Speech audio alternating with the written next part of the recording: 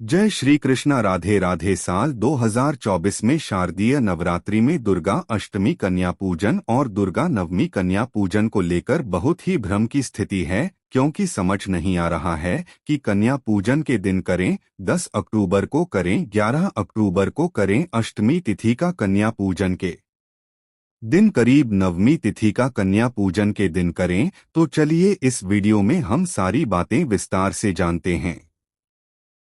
सबसे पहले बात करेंगे अष्टमी तिथि की। जिनकी यहाँ अष्टमी तिथि के दिन कन्या पूजन होता है वो किस दिन करेंगे।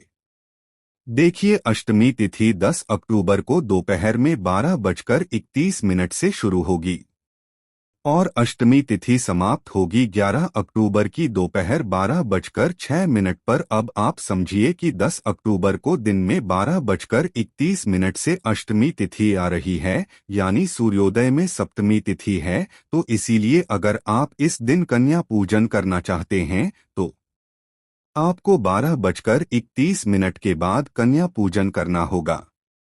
और एक और बात जानिए, 11 अक्टूबर में दिन में 12:06 तक अष्टमी तिथि है। अगर 11 अक्टूबर को अष्टमी तिथि बहुत थोड़े समय के लिए होती, जैसे सुबह 7 बजे तक, 6 बजे तक, इस तरह से होती, तो भी 10 तारीख को आप अष्टमी तिथि का कन्या पूजन कर सकते थे। लेकिन 11 तारीख को अष्टमी के लिए आपको बहुत समय मिल रहा है, 12:06 तक का समय मिल रहा है। तो आपको अष्टमी तिथि का कन्या पूजन 11 अक्टूबर को ही करना चाहिए। तो ऐसे में जिनके यहाँ अष्टमी के दिन कन्या पूजन होता है वे 10 अक्टूबर काफी प्रगति करेंगे और तब 11 अक्टूबर को अष्टमी तिथि ही पर कन्या पूजन करेंगे। अब अगर आप 10 तारीख को ही करना चाहते हैं तो जैसा मैंने पहले कहा, आप 12:31 के बाद कन्या पूजन कर सकते हैं। अब अष्टमी तिथि पर 11 अक्टूबर को जो कन्या पूजन कर रहे हैं उसका शुभ समय रहेगा सुबह 9 बजे से 10:30 बजे तक। ध्यान रखें, शुक्रवार का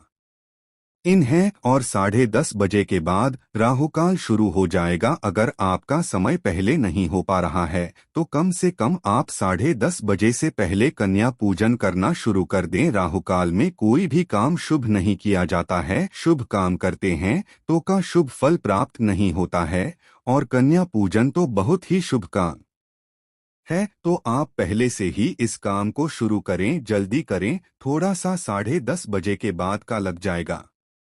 अब बात करते हैं नवमी तिथि की। नवमी तिथि पर जिन्हें कन्या पूजन करना है वे भी 11 अक्टूबर को ही कन्या पूजन करेंगे। इसी दिन दुर्गा महानवमी भी बनाई जाएगी। 11 अक्टूबर की दोपहर 12:06 के बाद से नवमी तिथि प्रारंभ हो जाएगी और 12 बजे राहुकाल भी समाप्त हो था। तो आप उसके बाद नवमी तिथि का कन्या पूजन कर सकते हैं।